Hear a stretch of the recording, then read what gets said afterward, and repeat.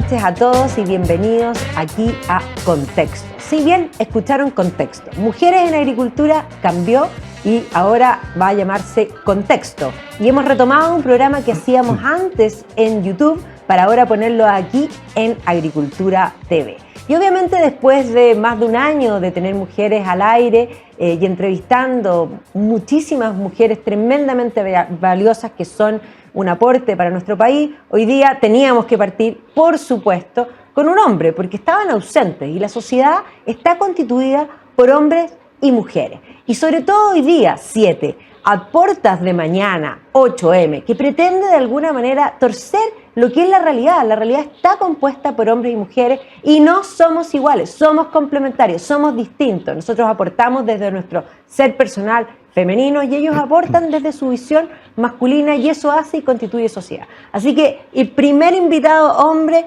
nada más y nada menos que Arturo Skela, presidente flamante de Republicanos. ¿Cómo estás? Bien, pues Arturo, muchas gracias. Qué honor el primer invitado acompañándola acá en Contexto. Sí, pues yo ya echaba de menos entrevistar hombres. La verdad es que tenemos miradas distintas y yo insisto en esa distinción porque hoy día intentan plantear que somos iguales. Somos iguales en dignidad, en derecho, eso sin lugar a duda. Pero en ver el mundo somos totalmente distintos. Duele en todo caso como esas ideologías van penetrando y cuando de repente uno dice, esta persona empieza a escuchar a gente que se empieza a comprar, digamos, esa manera de referirse a, en este caso, hombres versus mujeres o en otras materias, digamos, muy relacionadas con lo mismo.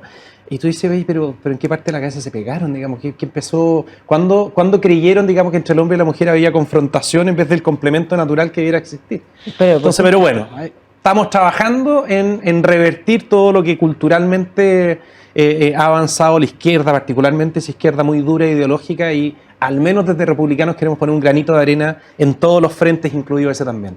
No, por supuesto, además que ese frente que trata de generar o trasladar la lucha de clase, por una parte a esta idea del feminismo radical, hombres contra mujeres, pero también a la idea del racismo, que hoy día lo vemos mucho más fuerte en otros lugares, pero aquí en Chile también está entrando fuertemente. Pero, por ejemplo, una de las cosas, y todo esto se viste de la idea de inclusión, de incluir, pero en realidad es excluir, porque si realmente hubiese inclusión podrían hablar también, por ejemplo, de una diversidad etaria. Cuando hablan de trabajo en equipo y que, claro, hablan de la paridad, yo me ofendo con la paridad. O sea, a mí nadie me llama a ningún lugar porque soy mujer. Me llaman porque tengo un valor, porque yo puedo ser un aporte y puedo ser mucho mejor que otros hombres y que muchos hombres en ciertas cosas. Ciertamente hay hombres que van a ser mejor que yo en otras, pero eso es la vida, ¿o no? Pero eso es lógico, o sea, con este afán de supuestamente incluir hace mucho daño. Generan una distorsión enorme, al punto que incluso desde el punto de vista administrativo, cuantificable. Tú sabes que las normas de paridad en la convención pasada, en el primer proceso constituyente, impidieron o dejaron fuera a más mujeres que hombres por la corrección en el fondo que supuestamente las iba a integrar. Creo que 11 versus 6. Es sorprendente. Y otro efecto también, retomando lo primero que tú decías, que fue muy nocivo a propósito de esta inclusión, luego de todo el proceso de discusión y el debate constitucional a partir de las distintas supuestos naciones dentro de un mismo país, ¿te acuerdas, digamos, por la inclusión de los pueblos originarios? Yo creo que el saldo final fue un daño muy profundo a la verdadera integración. O sea, cuando tú estuviste durante mucho tiempo diciendo, gracias a Dios no se convirtió, digamos, en parte de la Constitución, de que algunas personas por la sangre que corre por sus venas iban a tener un sistema judicial distinto, se les iban a aplicar normas diferentes, iban a tener, digamos, un set de privilegios distinto al resto de los chilenos, tú generaste un daño enorme. Te lo constato con algo súper concreto. Me dijo una persona que vino en la mitad no sé si en la mitad, pero ya estábamos en época de elecciones, apruebo o rechazo, una persona de la Araucanía, de una comunidad total y absolutamente involucrada con su cultura, y estaba con el atuendo, digamos, mapuche, y me comentó que en una de las venidas a Santiago, un taxista, en 2 oportunidades más bien, ese mismo día, 2 taxistas no quisieron llevarla. Nunca en la historia, estaba yo hablando de una persona de tener cercano a los 60 años, nunca en la historia le había pasado algo así. Nunca se había sentido discriminada como se sintió precisamente en esa oportunidad. Y eso, lo que estoy diciendo, me da la impresión de que uno lo puede constatar también por conversaciones que uno ha tenido. Tenemos que sanar ese daño que le hizo esta ideología perversa durante mucho tiempo. Yo espero, digamos, que en este nuevo proceso no intenten nuevamente de dividirnos de acuerdo, digamos, a cuál es nuestro origen puntualmente. Bueno, el proceso comenzó ayer, de cierto modo, porque todavía faltan las elecciones, por supuesto, pero parte de aquellos que, digamos, estos expertos que van a hacer el texto previo, se reunieron ayer y ya se vio desde la forma algo totalmente distinto. Se vio ese espíritu republicano, porque en rigor podríamos decir que la república en Chile, y aquí hablo como historiadora, vino a sustituir lo que había sido la hispanidad. Era un relato de sustitución. Y lo que nosotros vimos en la convención anterior era un nuevo relato de sustitución, no solo de la hispanidad, sino también de la república.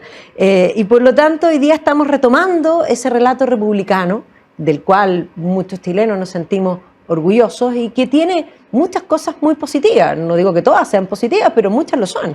No, lo que hemos visto en las primeras horas de trabajo es bastante más parecido a lo que uno conoce por trabajo legislativo.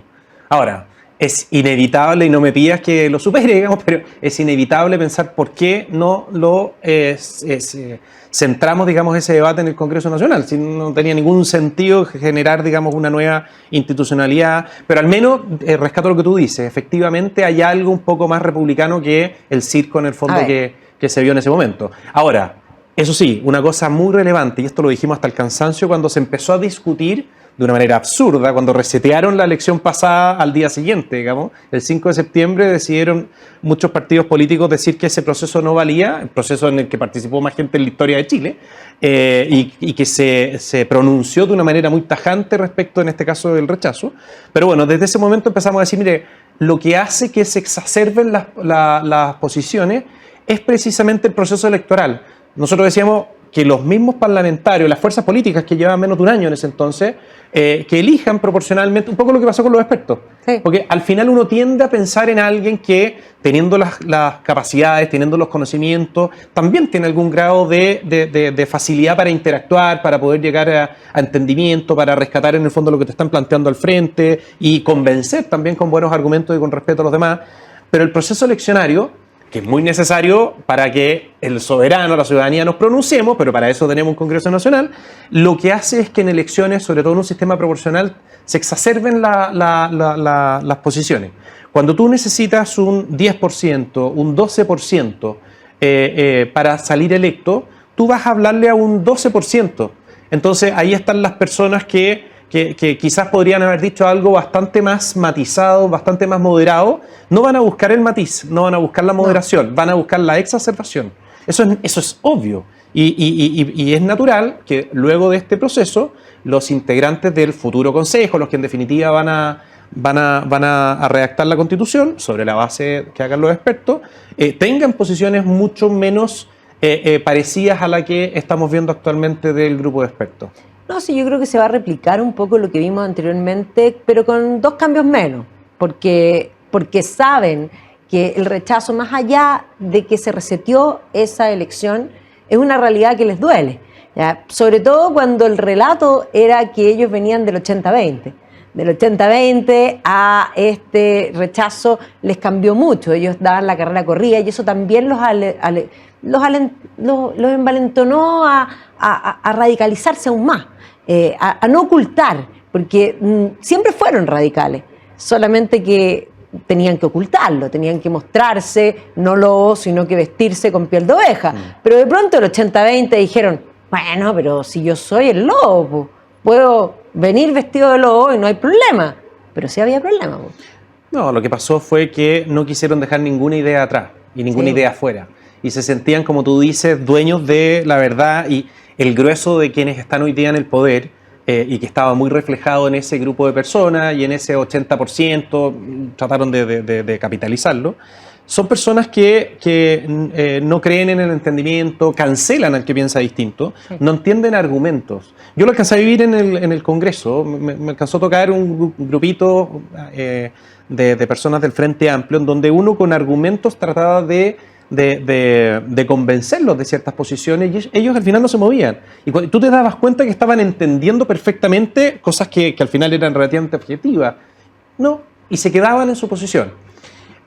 Yo tengo un temor, que en este segundo proceso hay dos elementos que son como para prender una señal de alerta.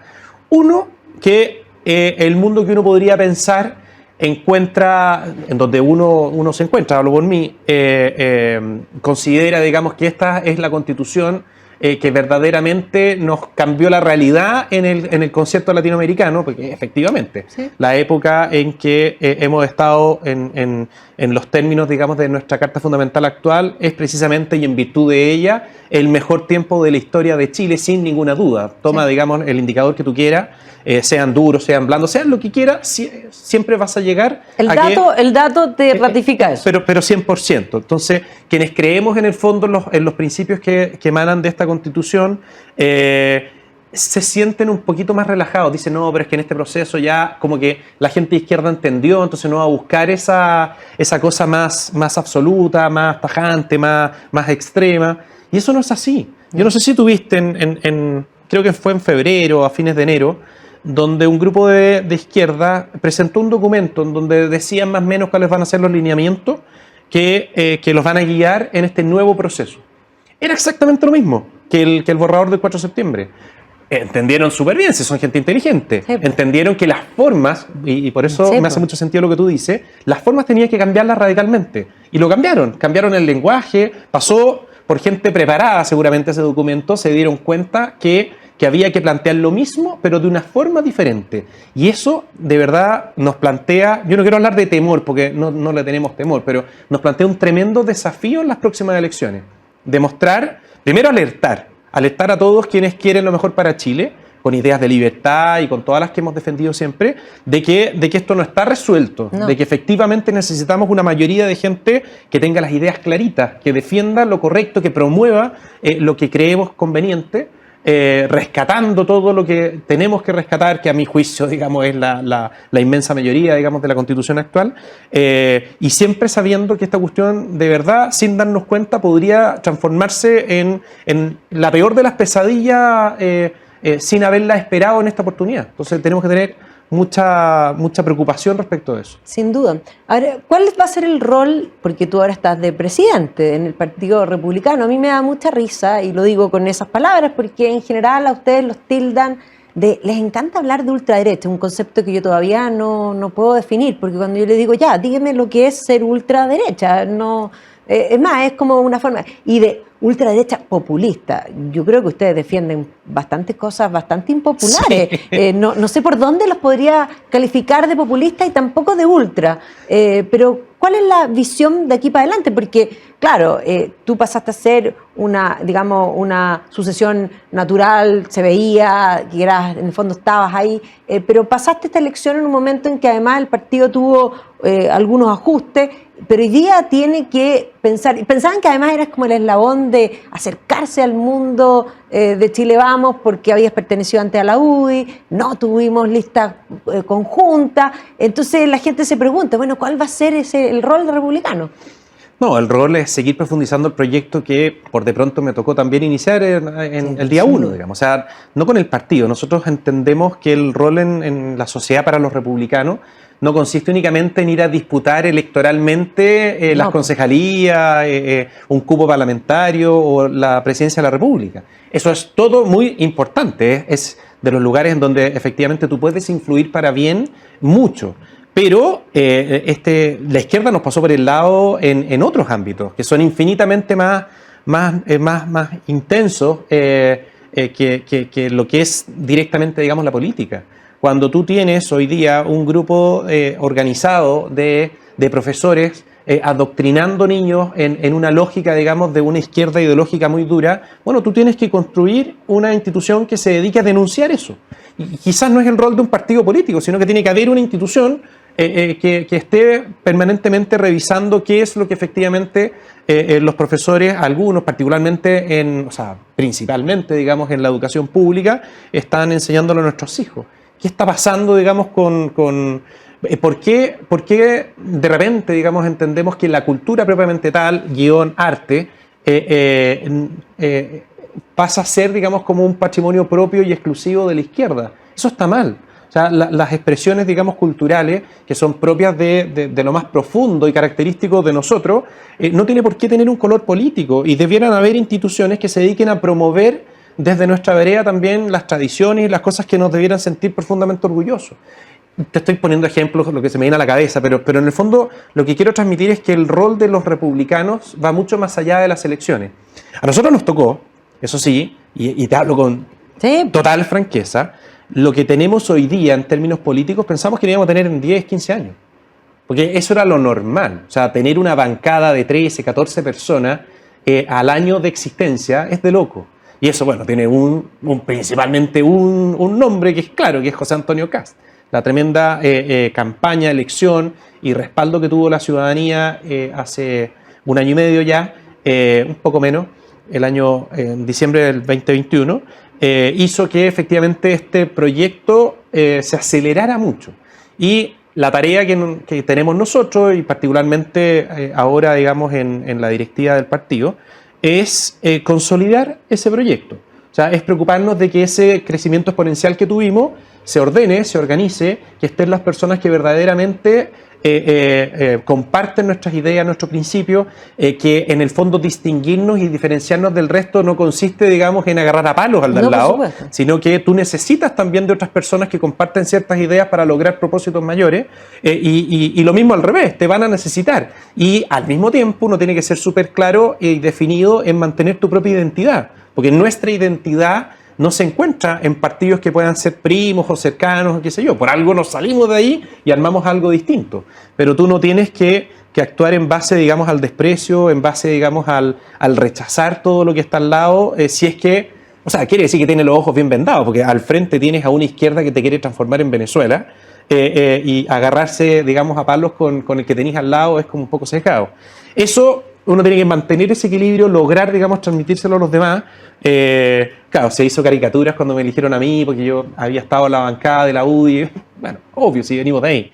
Pero creo que las buenas relaciones, incluso con tus adversarios de izquierda, tú tienes que tener un grado de respeto razonable. Por supuesto. Particularmente, digamos, con aquellos que podrían estar abiertos a escuchar las buenas propuestas que uno puede hacer.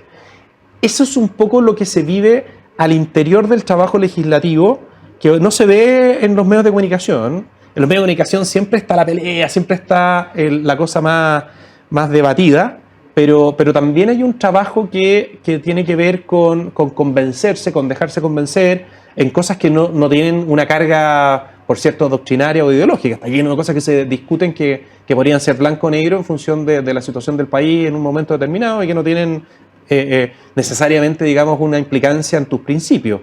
Y hay otras que sí.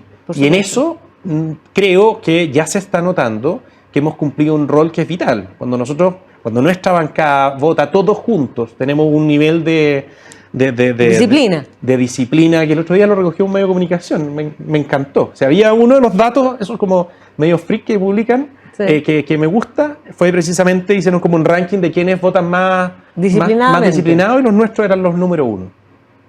Y eso ayuda mucho, cuando en el fondo tú lo decías, cuando tú tienes que votar algo impopular, que te toca votar cosas impopulares, porque no puedes estar por la vía siempre dándole el gusto a la mayoría. Eso quiere decir que sería una farsa, tiene que haber cosas que... Además que tú tienes que tener de orientación el bien. Lógico. Si hay algo que hace mal, aunque sea popular, el deber ético moral es rechazar eso. Y tú tienes que, hay muchas, porque si tú dices es un bien, entonces ¿por qué la mayoría está en contra? No, porque hay cosas que requieren una explicación, una vuelta más larga, que en política a veces no están dispuestos a hacerlo.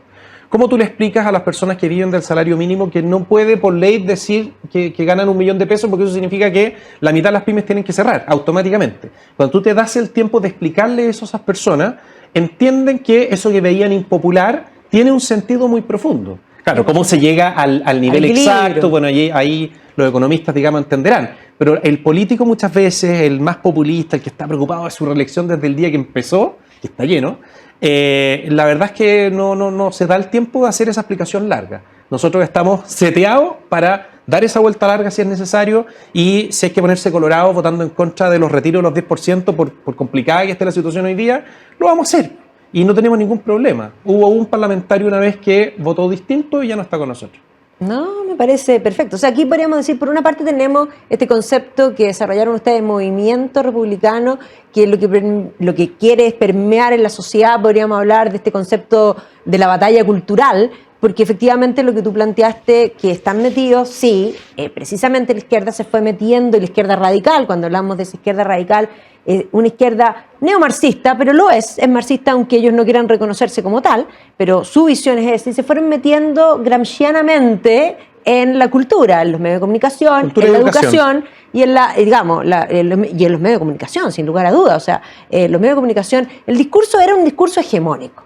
Y aquí hay que decir una cosa que es bien cierta. Lo que ha pasado del 18 de octubre del 19 a hoy, pensando y pasando por el 4 de septiembre, es la ruptura de ese discurso hegemónico. Porque eso es lo que sucedió. Se quebró el discurso hegemónico, se quebró el hechizo, podríamos decir. Y es más, aquella derecha, y un poco a mí me parece que los republicanos eran un bastión en ese sentido, porque ¿por qué ustedes aparecieron? Porque efectivamente la derecha se compró. La derecha tradicional se compró el discurso de la izquierda y de pronto todos estaban iguales y era el modo de ser, era lo políticamente correcto. Y hay veces que lo políticamente correcto no es lo bueno, lo mismo que estábamos hablando respecto a la votación.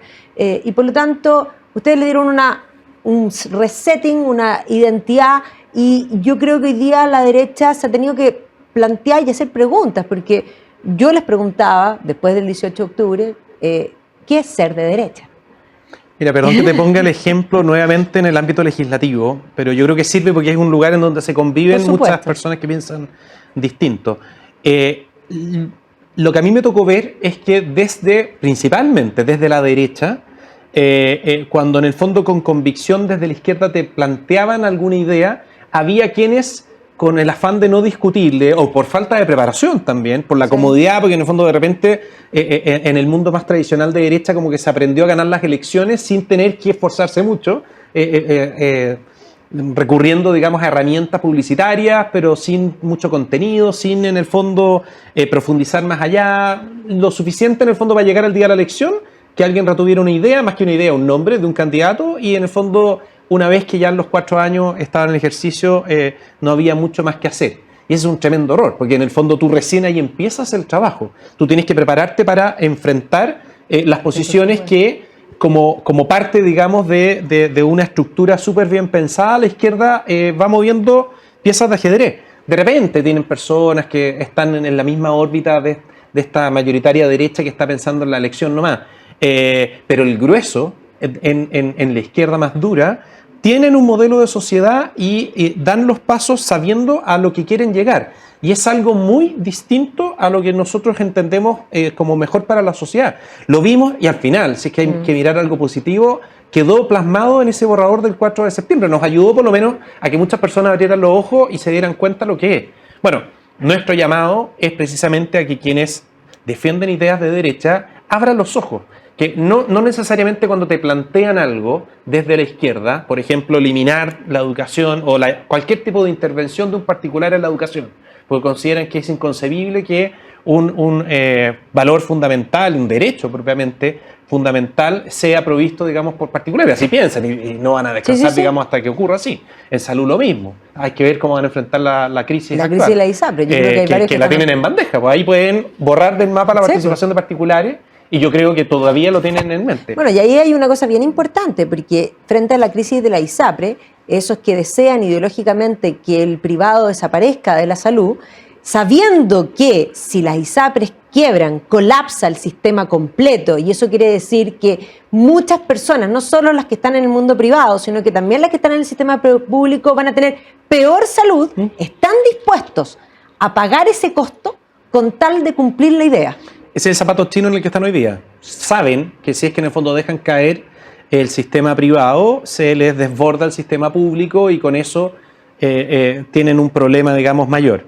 Pero yo creo que son hoy día más los que quieren que efectivamente se desborde. Sí. Porque en el fondo la ideología es mucho más dura. Muchos de ellos están en política precisamente por una noción ideológica muy profunda que la desvinculan, digamos, del bienestar de las personas, de buscar siempre, digamos, lo mejor para para la comunidad en términos generales, y particularmente con la persona, con todo su contenido, digamos. Bueno, pero ahí viene yo siempre digo que la ideología nubla la mente, y que la ideología, hablamos de que la República había sido un relato de sustitución de la hispanidad.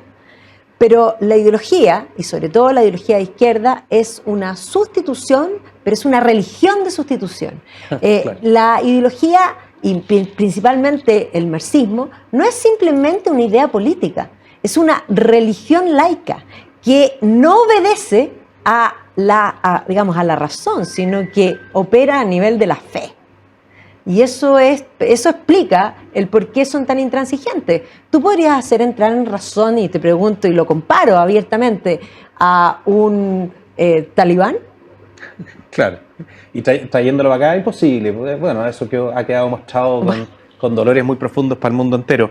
Yo ahí por eso hago una distinción entre el mundo de la izquierda ideológica, que hoy día está en el poder, y que está pidiendo un poco de refugio en la antigua izquierda, que es democrática. Que es más democrática, efectivamente, y lo llevo, perdón que te vuelva al tema constitucional, porque tiene mucho que ver. Sí, pues.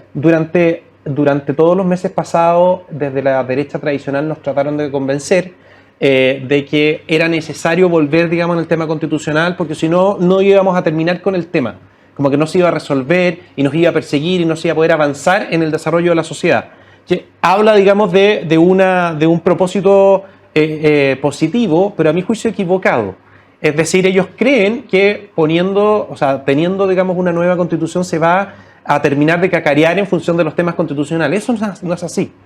Podrá ser que Camilo Escalona se pueda jubilar tranquilo, con todo cariño, y toda su generación, porque pudieron participar en la construcción de una nueva constitución y no la que venía del gobierno militar y bla, bla, bla. Pero la izquierda, la izquierda de verdad, si ellos esos partidos se están apagando. Un partido político se apaga lentamente, pero eso ya están desapareciendo. Diría la democracia cristiana, no nada lentamente. No. Está ya en las últimas.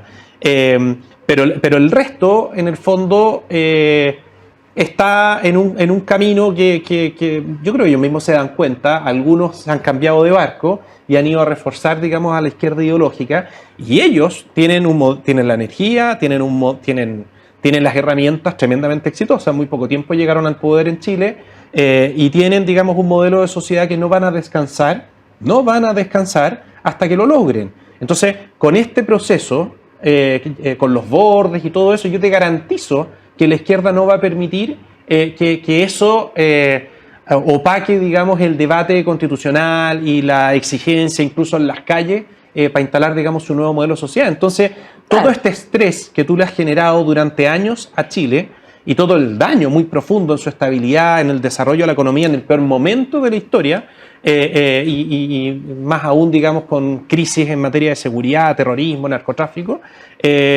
están siendo a costa de algo que no va a servir absolutamente para nada. El debate constitucional, el hito constitucional, como llaman ellos, va a seguir exactamente igual. Le diste en el gusto a unas pocas personas que, por lo demás, ellos mismos fueron los que fueron modificando la Constitución durante 20 años, 30 años, sí, claro. Y pudieron gobernar perfectamente, y en varios gobiernos con éxito en algunas políticas públicas.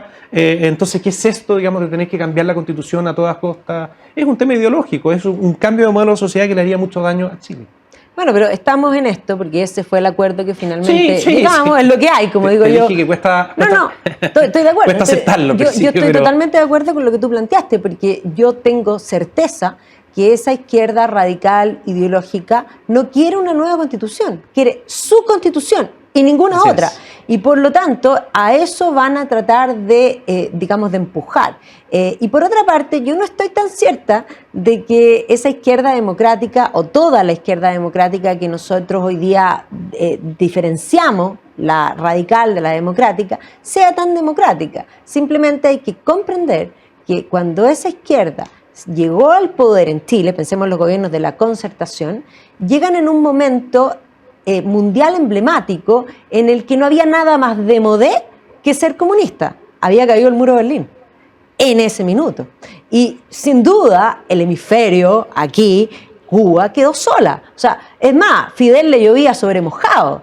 Y no fue hasta la invención del Foro de Sao Paulo y en el tiempo que se fueron reinventando. Y precisamente esa reinvención bolivariana les permitió volver a sacar los dientes, porque durante el proceso de la convención anterior, varios de esos que habríamos comprado por democrático mostraron unos dientes tremendos.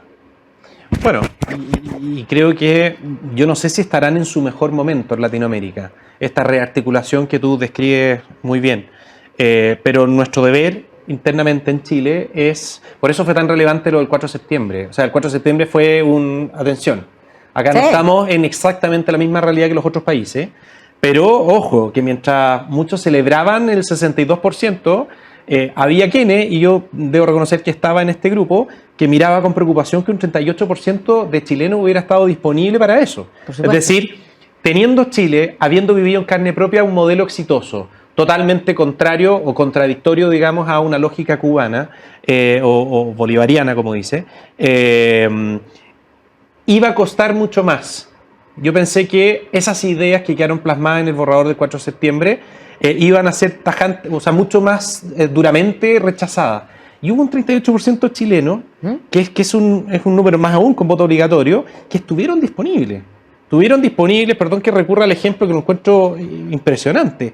Tener, digamos, sistemas de justicia distintos según de dónde vienes tú, cuál es tu origen, digamos. O sea, un sistema de justicia racista. Pensaban, digamos, que la naturaleza, o querían instalar en la Constitución que la naturaleza es sujeta de derechos, o sea, sujeto de derechos, en los animales sintientes, y tanta cosa. Bueno, ¿para qué nos vamos a abordar? Porque probablemente algunas de esas van a volver, ¿eh? Sí, van a volver. Cuando se habla de los bordes constitucionales, hay una buena estructura que dice relación con la Constitución actual, con elementos que son relevantes y buenos, pero a ratos son lugares comunes. Si nadie quiso cambiar la forma de Estado en la Constitución, y la podrían haber hecho. Acuérdate que el tipo de gobierno era uno de los que era uno de los pequeños bordes que tenía el proceso anterior. Pero si es que alguien quería instalar, digamos, un Estado federal, si mal no recuerdo, lo podría haber hecho. Sí. Bueno, da lo mismo. Pero en el fondo esas son las cosas que quedan en los bordes actuales. Los bordes son bypaseables de alguna forma, porque la vez pasada también habían ciertos bordes que tampoco se respetaron. Entonces va a haber que ver qué es lo que va a suceder. Sí, yo creo que ahí hay una caja de Pandora que no está resuelta. Y uno que es tremendamente nocivo, que le pega pero en el blanco del éxito de nuestro país, que es precisamente desconocer el rol preponderante o la importancia que tiene para Chile que el Estado asuma una función subsidiaria. Eso es muy relevante, es decirle a la sociedad civil, ustedes son partícipes del desarrollo de Chile. O sea, las necesidades que muchas veces dicen relación con derechos fundamentales, tienen que ser provistas también, digamos, por los particulares, tienen que ser principalmente ellos los que las encaren y las resuelvan. ¿Para qué? Para que el Estado se pueda concentrar en aquellos espacios en donde no hay interés por parte de los particulares. Y eso de cuajo, en el borde número 5, instalando, digamos, un Estado social de derecho, lo dejan fuera. Por mucho que después mejore un poco el borde, porque por lo menos se señala que la finalidad del Estado es el bien común, habrá que ver en el fondo qué es lo que dicen los árbitros que entienden por bien común, y después al final le agregan que en el fondo estas cosas podrán ser provistas también por los particulares, pero de una manera que efectivamente habrá que ver cómo lo va a tomar el grupo de expertos. Por de pronto, a mi juicio, es lejos lo más relevante, lo que puede marcar, digamos, esta campaña, el ver quiénes están disponibles para instalar un Estado social en Latinoamérica, quiénes en Europa. En Latinoamérica eso es un Estado socialista, o podría llegar a ser un Estado socialista hecho y derecho, versus tener, digamos, un Estado tal cual como lo promueve la Constitución actual, de buena manera, subsidiario.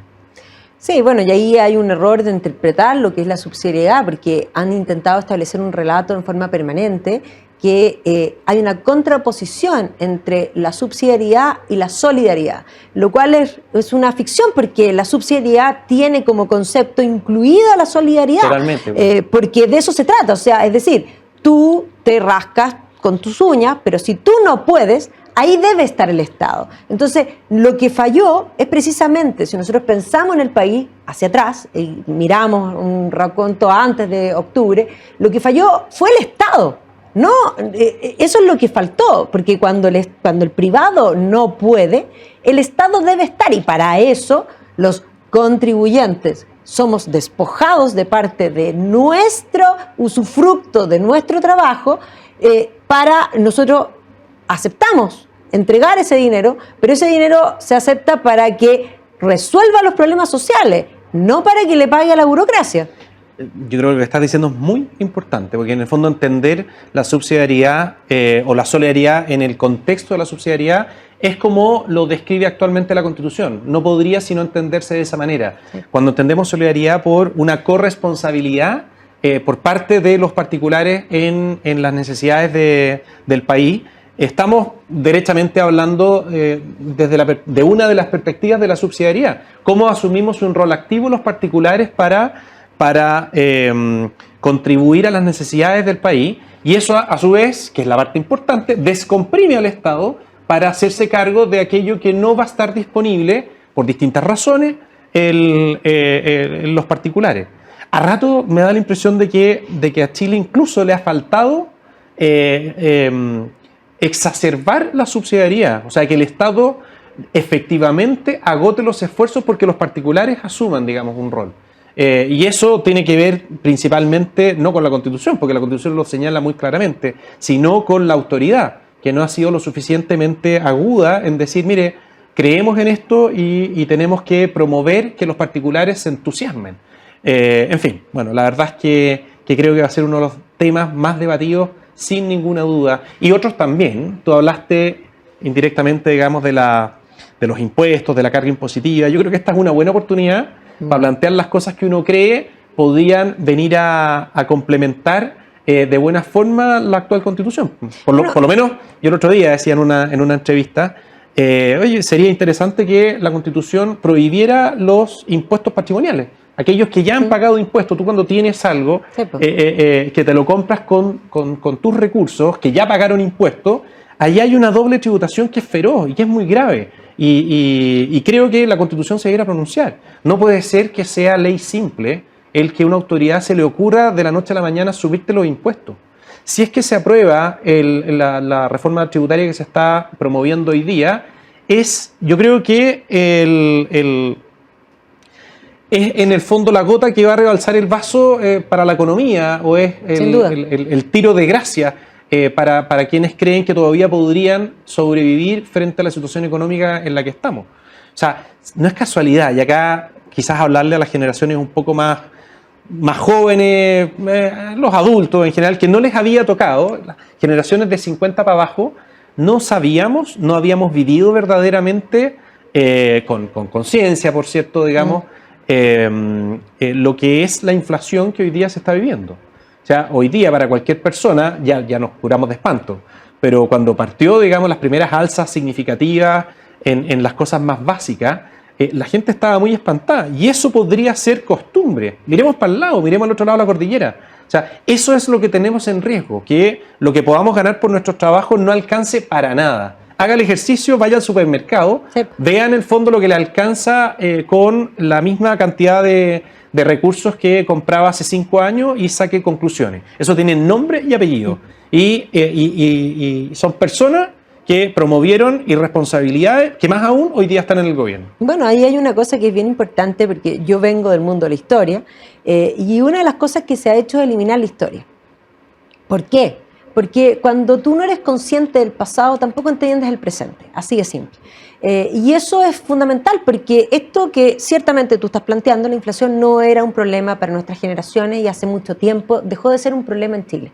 Pero cuando uno mira la historia de Chile en el siglo XX, la inflación era el gran problema. Y entonces cuando se hace análisis político y la gente dice los gobiernos radicales fueron fantásticos, sí, ampliaron la educación, hicieron cosas muy importantes, pero la inflación era una pandemia espantosa. El concepto de pandemia lo tenemos clarísimo.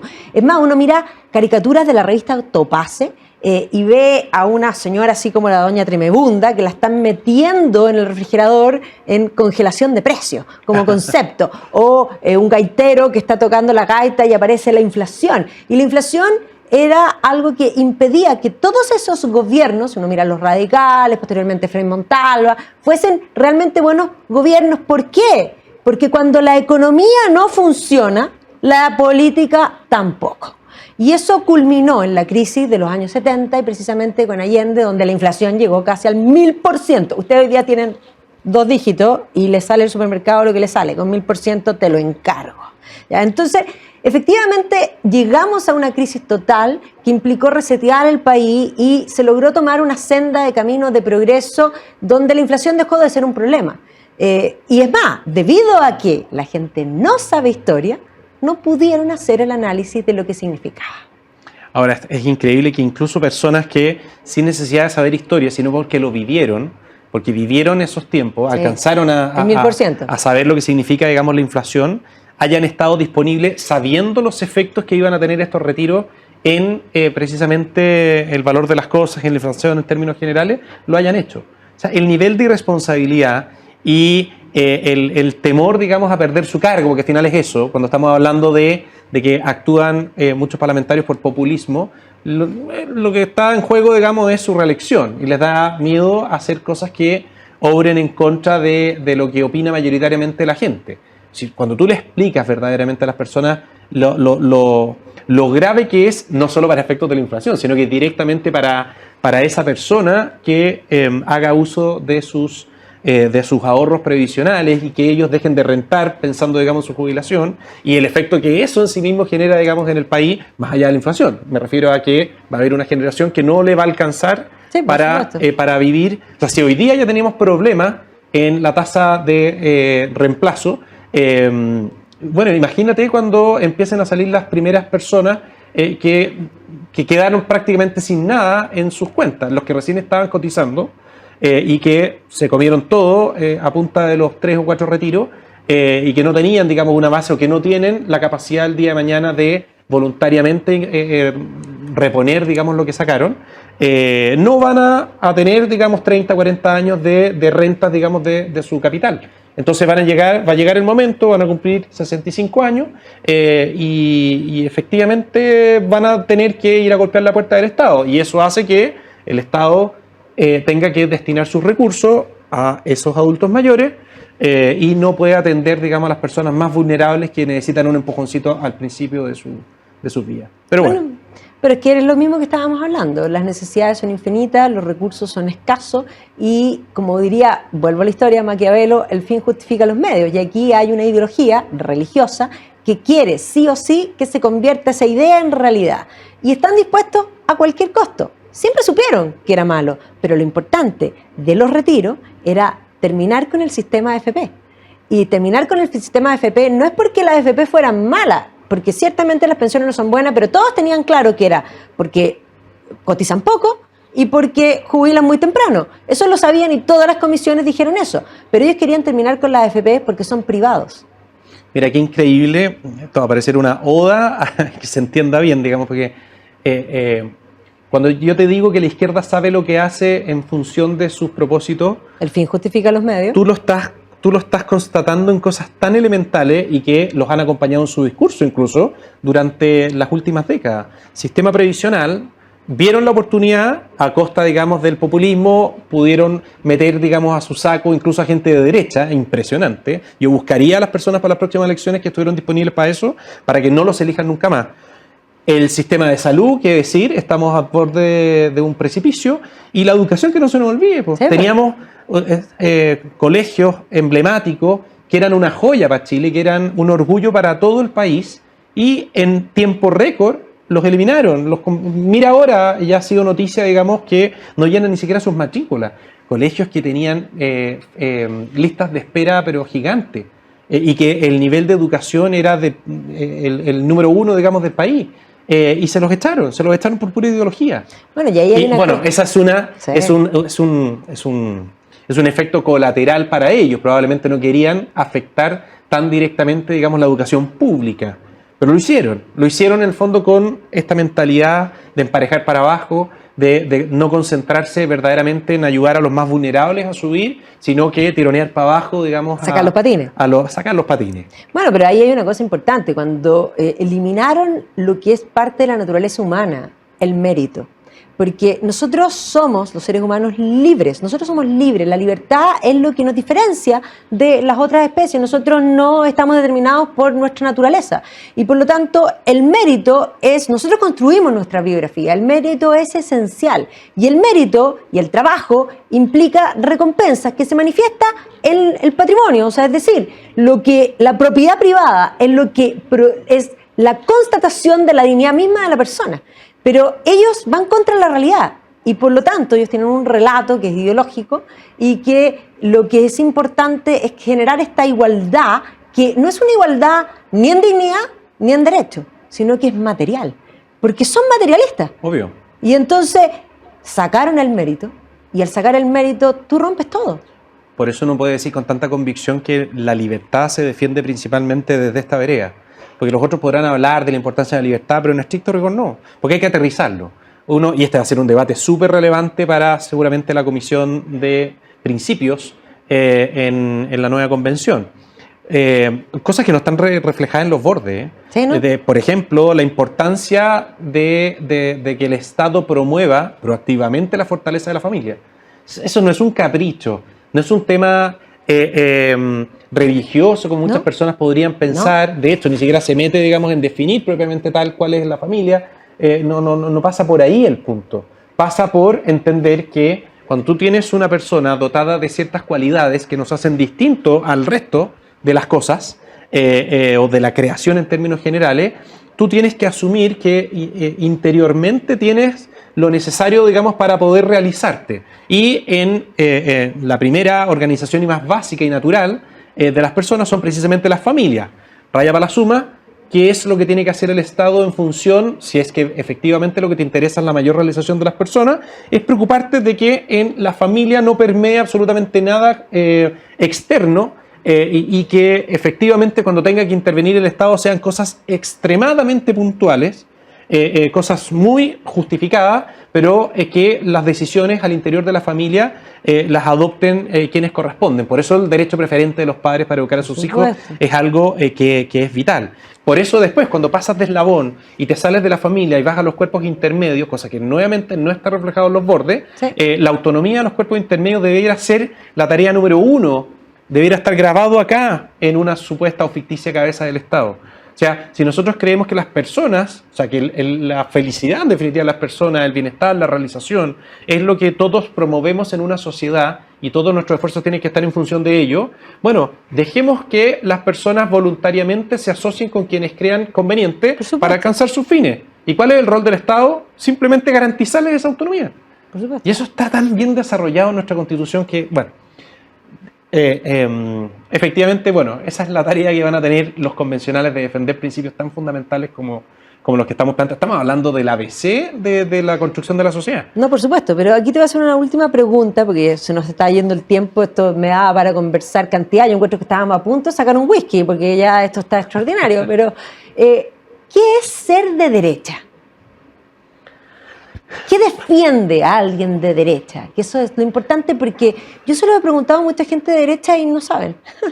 Mira, es muy buena la pregunta y me da la impresión que se te ocurrió preguntarlo precisamente por lo que acabo de decir en cuanto a la libertad. Sí. Y está en eso, está en entender que cuando uno se organiza en sociedad es para procurar desde esa organización que llamamos jurídicamente Estado que se generen las condiciones para que las personas se realicen. Cuando la Constitución, no es que lo lleve a la hago clase de derecho constitucional, pero está perfecto. Cuando la Constitución habla de la mayor realización material y espiritual posible, está utilizando, digamos, las dos dimensiones, se está refiriendo, digamos, al final del día, a que cada persona pueda tener al alcance la felicidad. Yo no sé lo que es para ti la felicidad.